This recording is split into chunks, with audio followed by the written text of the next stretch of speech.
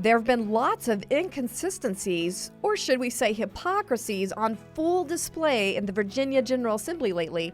For instance, some legislators want to ban the decline of cats, but apparently surgical procedures to remove kids' bodily organs are just fine. Plus, we give you the latest updates on pro-abortion legislation, parental rights, and what you can do about it. Welcome to Speak Up Virginia, equipping you to speak up on the life, family, and freedom issues that matter most to you. From the Family Foundation, I'm your host, Candi Cushman, with our president, Victoria Cobb.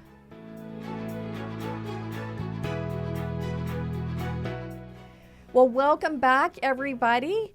You know, to start off with, Victoria, I just want to vent a little bit about a small domestic issue, and that is that my husband is very into football, and he has figured out how to do these automated updates on our Amazon Echo, and it drives me nuts. It goes off at these odd times of the day, usually when I'm trying to have a serious discussion with him.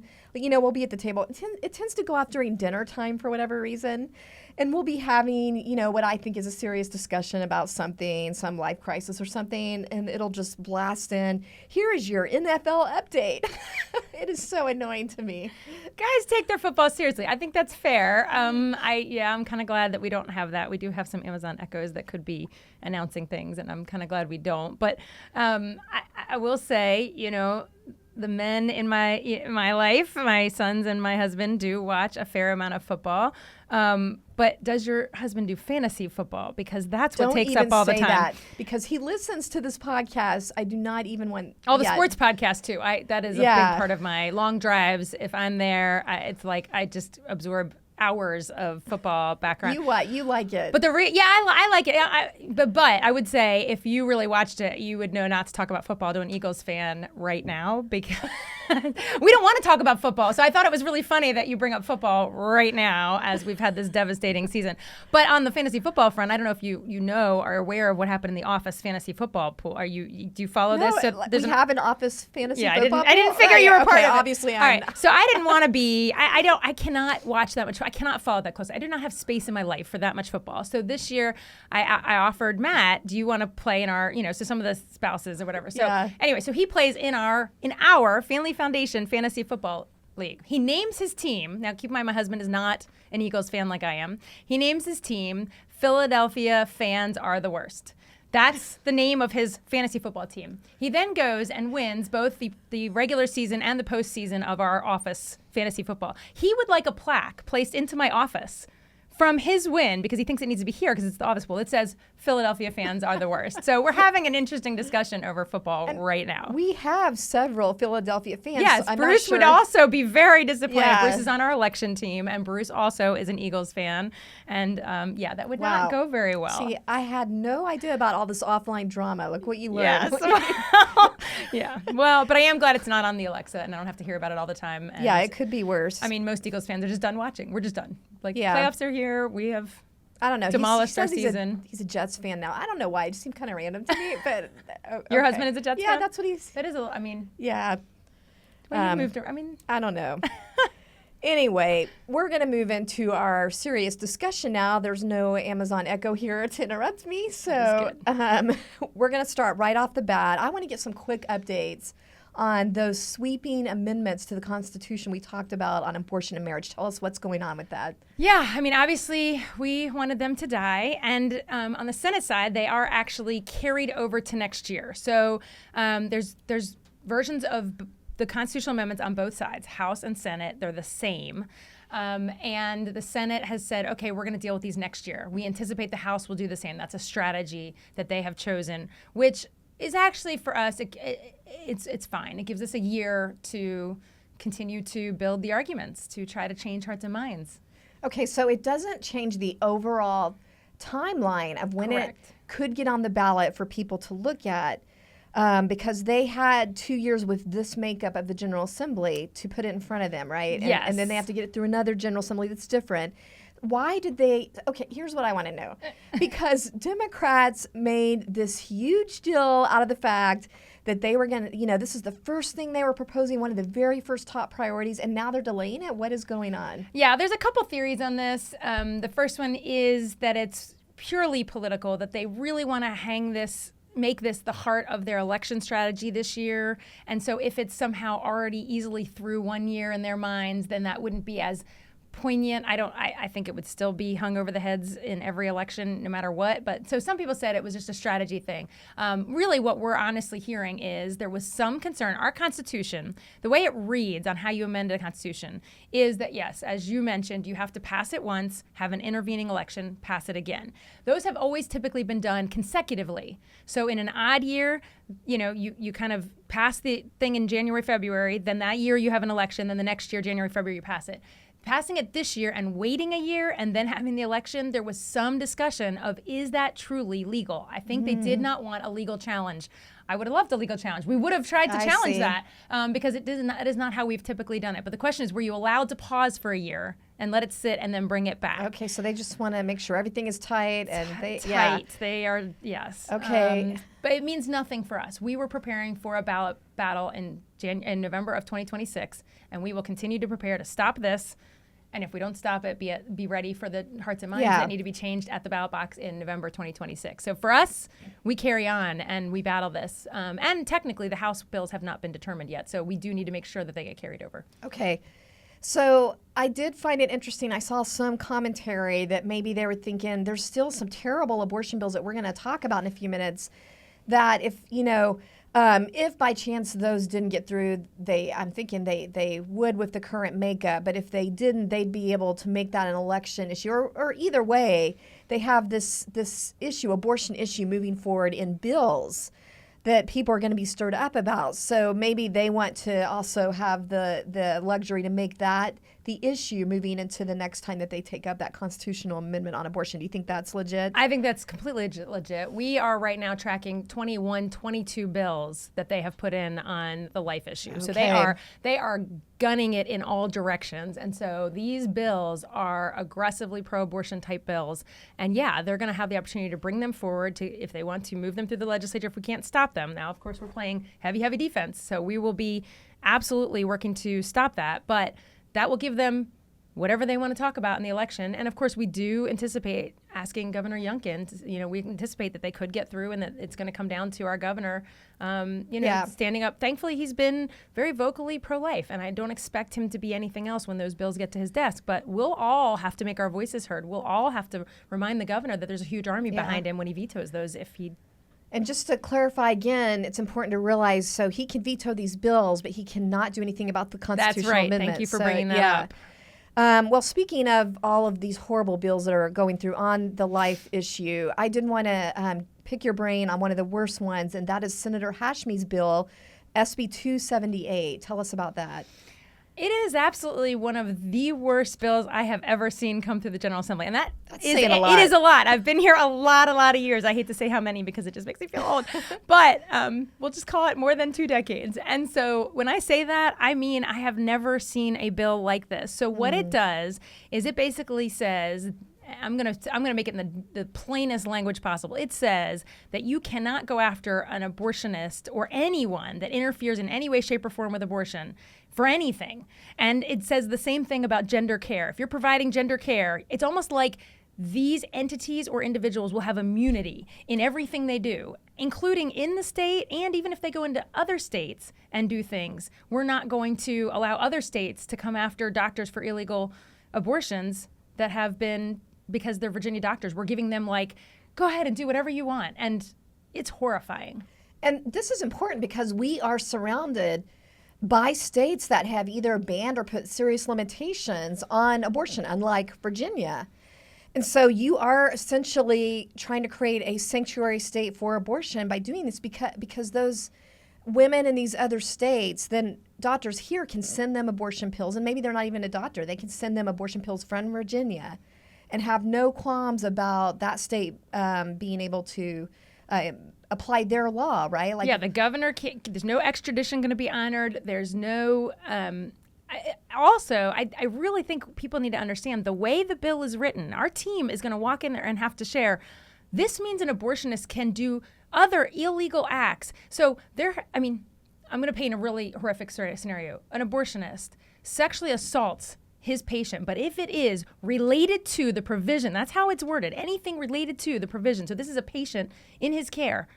we are very concerned, literally, that there is no right for a prosecutor. They have basically said no local authority, nobody can go after them. Anything related to the provision, the receipt of, or even somebody, we're even worried about pregnancy resource centers and those who try to have conversations to talk people out of abortion, because literally you cannot do anything. You cannot do anything under this bill that would prevent somebody from moving forward with an abortion or with gender care. So it also means a child comes in and demands they want gender care surgery. You, as a doctor who happens to do this surgery, if you think it happens to not be right for this patient, I don't know how you get to use your own judgment, because that person is saying you cannot prevent the provision, or it's insane. We don't do law like this. This is so. Not only would it make it super hard, put up barriers if you had a Gosnell type of situation. Yeah, and this is what I'm envisioning exactly. We're exploiting it and harming women. It makes it really hard to go after that. And then you bring up a good point. If you have a child who later, like a Chloe Cole, who has this invasive surgery done, just to be frank, breasts removed. I don't know how old she was, 15. But there's some even that do it, have that pushed on them earlier. And then later, she was 18 when we talked to her, I think. She's speaking out about the harm that she did not have the ability to appreciate in her life. Is she disabled then, disempowered from being able to hold those doctors accountable? Well, it's an interesting thing. I'm a little unclear on the civil side, but I will, but I will tell you this has major age ramifications, and that's one thing you're getting at in both gender care. And we got to talk about what these words are in this code when I use the word gender care. But in both of these areas, abortion and sex change, we'll call it, in both of these areas, my concern is I don't see where this limits age at all. And so I'm very concerned that even parents who step in and try to prevent the provision of an abortion, or help your kids say, this is not the direction you want to go, or we're not going to go down this hormones and body mutilation path. I'm very concerned that they actually have a problem under this bill. Why are these two things merged together in the same bill? That's kind of interesting to me. I would say because Planned Parenthood has started doing hormone. I would say because the entity that dominates the far base of the Democrat Party, who writes the bills and hands it to them, want to protect themselves. That's what I would say, because they're doing both. Because there is not a real connection. I mean, other than ideologies that we all dislike on our side of the ideological spectrum, and certainly Christians oppose. But it's really Planned Parenthood, I would say, is the connecting force. And to your point about the care wording of this, let's just look at the title of this bill. It is called Virginia Abortion Care and Gender Affirming Health Care Protection Act.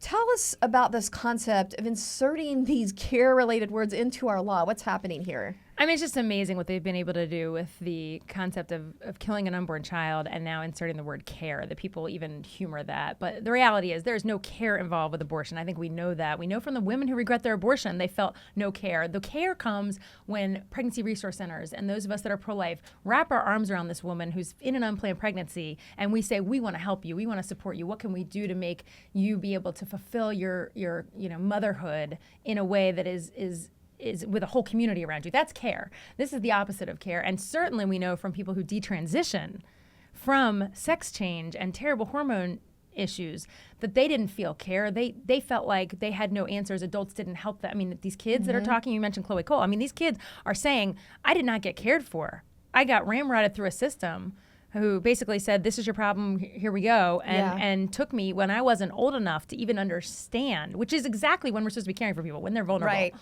Yeah, care is not disempowering the legal system from being able to surround these women and children with basic protections. Well, that is not care. I want to mention too, Victoria, just the concept that this is a shield law, meaning that you are undermining other states' efforts to protect kids and women, because even if you're a state that has a ban on having these invasive procedures for kids, for minors, then, I mean, this makes it right where they just go to another adult can take them to Virginia. So you are directly undermining and not providing care when other states have attempted to do that for their citizens. Yeah, and I would say the last it is impossible to claim this bill is about care if you are protecting doctors from ever having any law enforcement around them if they do something wrong. I mean, I cannot imagine saying that we're going to not allow, it literally kind of talks about, it's technical, so it talks about subpoenas. Like, you can't even subpoena anybody around the issue of abortion. So I just sit there and think we can't have safety standards. We can't, I mean, anything can go. And you brought up Gosnell. There's others. Stephen Brigham's one that's been operating in Virginia in the past that is, I mean, the horrific. So we are actually decreasing, even if you thought abortion was care, you are decreasing the actual safety and health of the woman's by creating a law that disincentivizes safety. So care, it's like the extreme opposite word to use in this bill. And that's what comes to mind is how we are doing this in so many realms. We are moving to the extremist position in the name of an agenda instead of true care. So that's what's happening. I just hope people can understand that this is where we're going. I really hope we can get the message out that this is the end game is just absolutely unfettered, unregulated medical. Because a whole section of it's a political agenda. It is a political agenda, and we are literally going to have, and now it's two sections. It used to be we would fight over safety standards for abortion. Now we're going to have to fight over even standards around gender. Yeah. I was about to say care. I cannot believe they use such a horrible word. Anyway, I've been reading the bill a lot, so I'm kind of stuck in their words. Yeah, which is, but we are going to give it our all to fight these things. Yes, absolutely. And I did want to, before we move on to a different topic, see if there's any important updates on some of these education parental rights bills that have been moving through. Is there any, you don't have to, if you don't think we need to spend time there, but is there any important update you want to give? I mean, I do want to mention we've had a very unfortunate Senate committee on many of the bills that would go through or that connect to education or children. So we unfortunately did have a committee defeat SAGE's law, which we know is so critically important. This is, again, parental rights based. So is it dead for this year, SAGE's law? I mean, there's still House efforts on these bills. So, girls' sports also got defeated in a Senate committee. So we're still, you still try to move things in both chambers so that you give this other chamber time to think about if you can get the bill across, you can get it through a House committee. That same committee has to look at it. So it's hard, but it's not impossible. We have seen God do miracles. We've seen, great testimony. Things change at the last minute. So we play this out to the last bell. Okay. I don't know what the That's idiom. right. Don't give up before the game's really over. I mean, we don't. We suffer defeats early, but they are not complete until they are complete. Yeah, and so just to summarize, SAGE's law, which is the bill that tries to honor parents' rights and protect young girls, young kids, really, girl or boy, from things like counseling on changing your gender being given to your kid at school without you knowing, to protect against that, to make sure parents are involved. That's SAGE's law. That's been defeated in the Senate, but still is going through the House at the time of this taping, at least. And then protecting girls' high school sports. We talked about that a lot last week. Dead in the Senate, still has a chance in the House, and so at the time of this taping. So we'll keep you updated. Yep. Well, there is something disturbing happening at the national level that I feel we should talk about because it has some connections to things that are going on here in Virginia. And that is these ongoing efforts of the Biden administration to really push through these rule changes. And also I think there may be some accompanying legislation that helps to really essentially make it more difficult or discourage, or you could even say weed out people of faith from our foster care system, especially surrounding these LGBTQ issues. So to kind of help put this in perspective for you this week, some of you may have even seen this clip from CBN that really made the rounds on social media this week. There were a lot of Christians that were concerned about this and sharing this. I'm just going to play an excerpt of this clip from CBN. Policy change may prevent foster children from being placed in the homes of Christians. The new policy would disallow the placement of children into the homes of foster parents who oppose what's called gender-affirming care and LGBTQ ideologies. On this week's episode of The Global Lane, the American Family Association's James Taylor says the proposed change is far-reaching and it's about more than foster care. Certainly this rule and accompanying legislation in the Senate and the U.S. House, there's a bill called the Paris-Hilton bill. This rulemaking and this bill together will drive Christians out of the foster care system. But the most important thing for listeners to understand is that this is not just about foster care.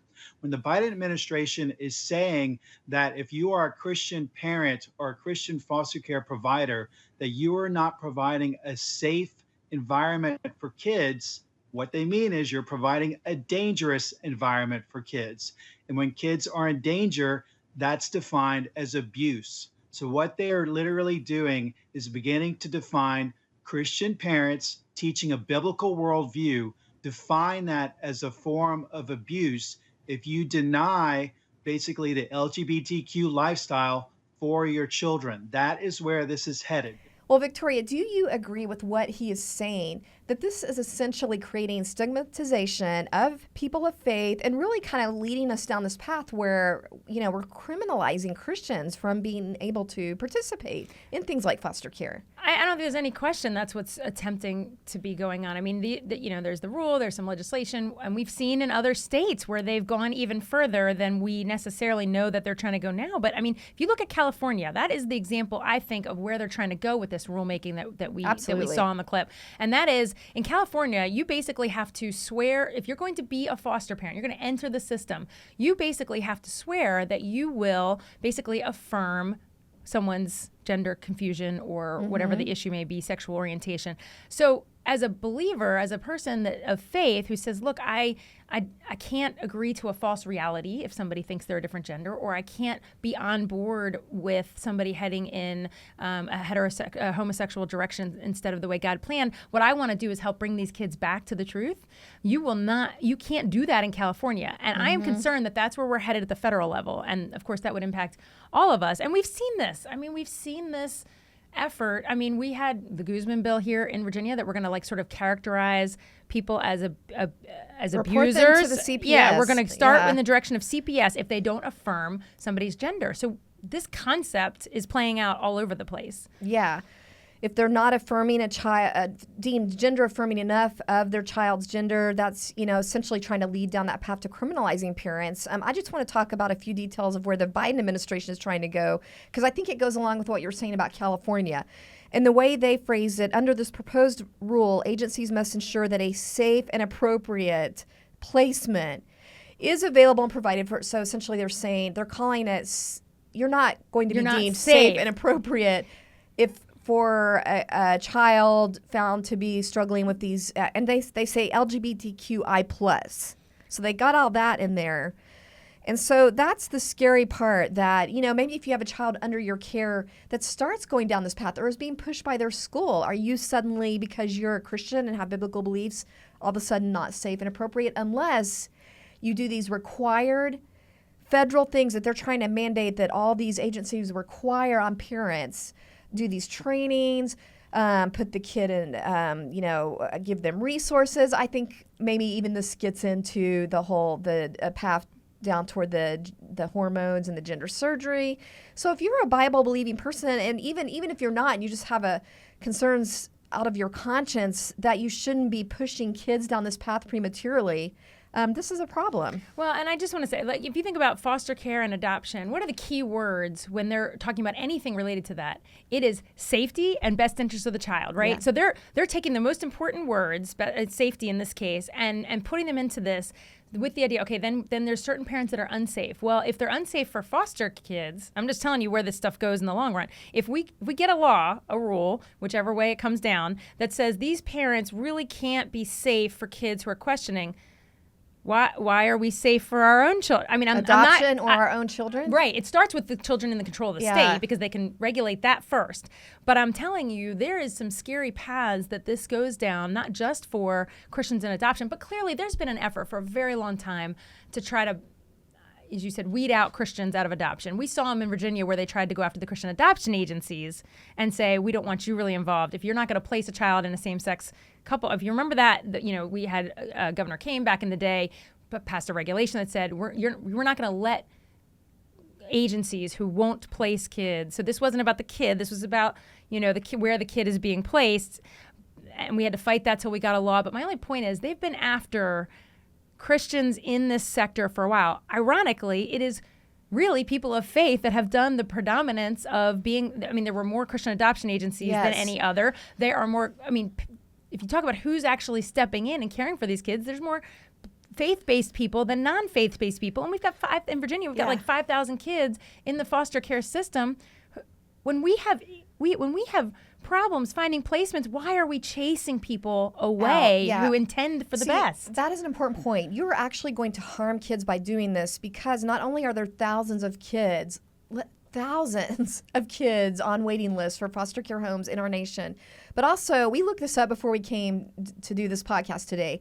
I think it was somewhere 70-80% of people of faith involved in the foster care system. So, I mean, you were going to harm kids with this section. And I hate to remind people, and I think we talked about this in the podcast quite some time ago, but remember, there were articles about Virginia, about our kids sleeping on the floors of their social workers' offices because we didn't have enough homes. How do we get from that's our situation to anyone at the federal level thinking they need to step in and run potential parents off? And you said we're already starting to deal with this in our state, and we actually represented a couple through our legal team, right, that dealt with this specifically. Yeah, because you also have to deal with the individual social workers and the people who are actually involved, the local Department of Social Services, who are trying to set up these placements. And we had actually, our law center had a client where it was a couple trying to foster to adopt. I mean, that was their plan. And they were basically told they can't be adoptive parents if they don't agree. In the interview, it became clear that they were people of faith.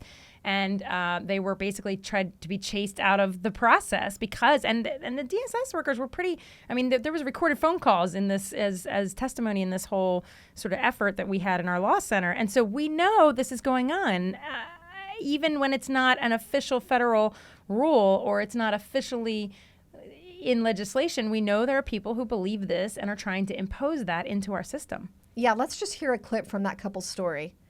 In a recorded phone conversation, the local DSS employee made it clear that because of their biblical beliefs, it would be impossible for them to love and care for any child in a way that was acceptable to the city. The bottom line is we just don't align in our belief system. That's what it comes down to at the end of the day.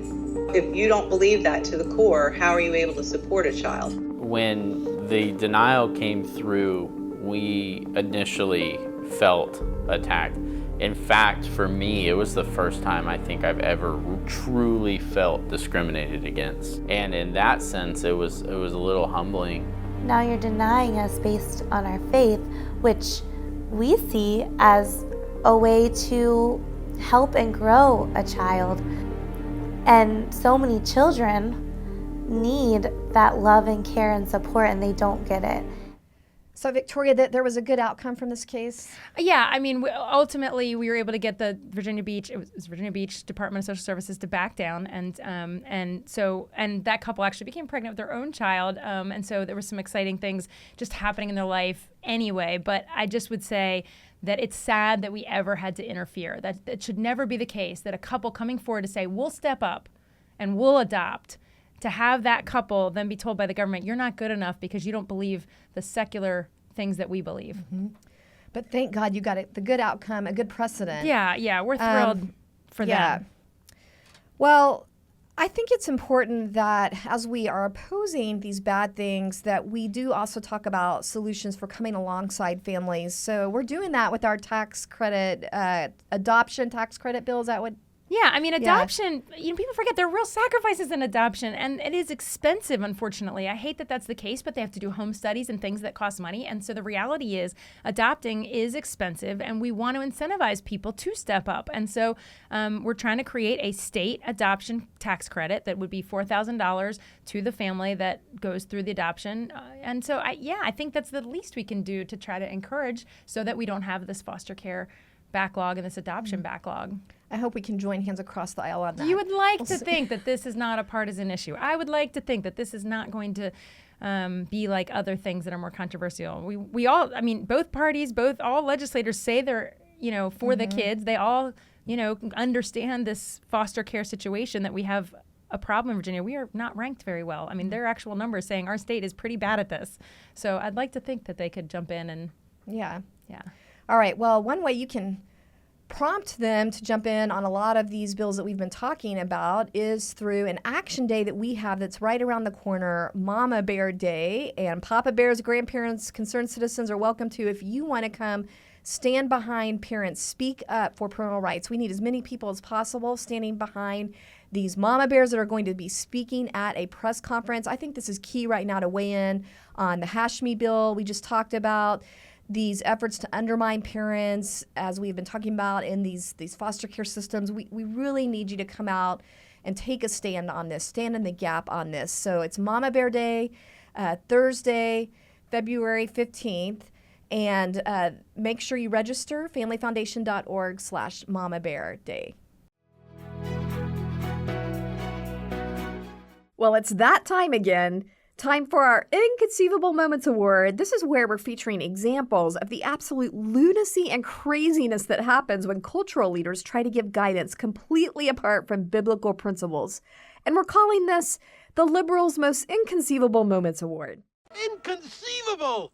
All right, for our Inconceivable today, we thought we'd point out some of the gross hypocrisies, or if you want to be more kind, inconsistencies happening right now in the Virginia General Assembly. And there is actually a bill going through right now that would outlaw the declawing of cats.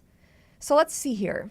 You could be fined anywhere from $500 to $2,500, especially if you have repeated violations. So if you are a serial cat declawer, it is a problem.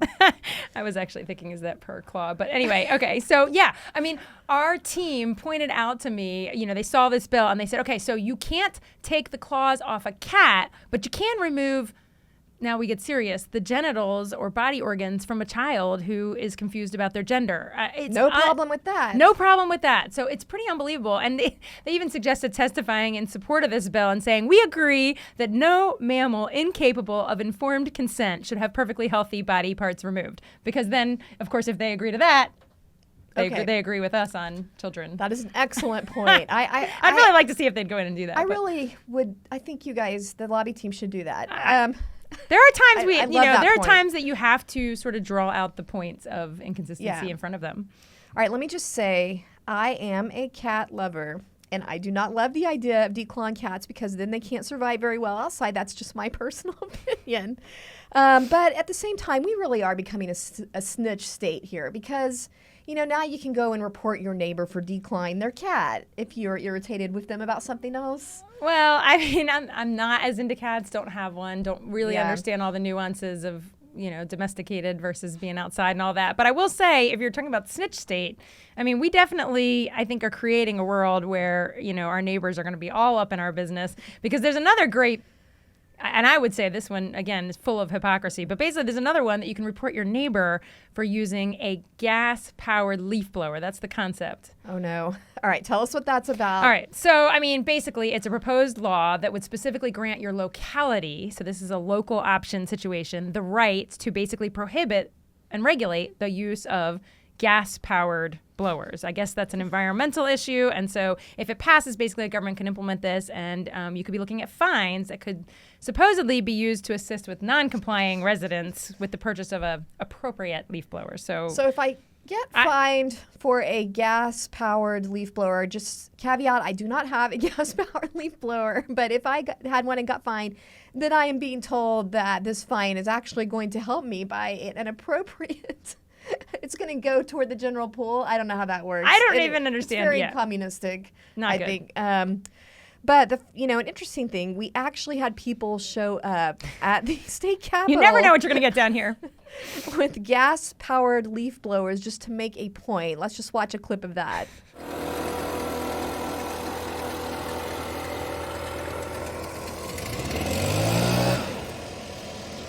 All right, now if you're on one of our audio-only platforms, I guess you just got treated to an annoying noise of leaf blowers for about 4 seconds. I do hear this noise in my neighborhood.